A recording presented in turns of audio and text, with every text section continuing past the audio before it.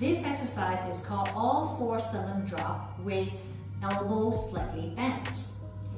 And this is an exercise that is really easy when you look at it, but it's actually quite challenging to do in terms of keeping the elbows in that same position throughout the exercise.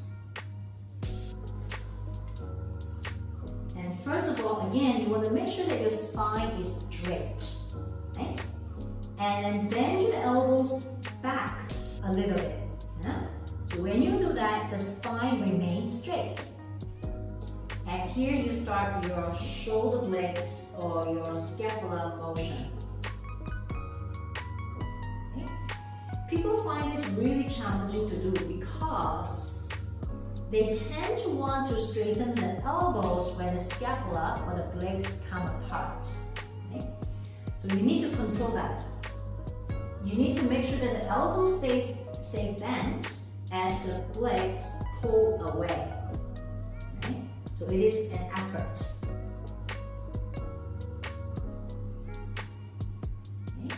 This is a great one to help deepen the strengthening in your deep shoulder muscles.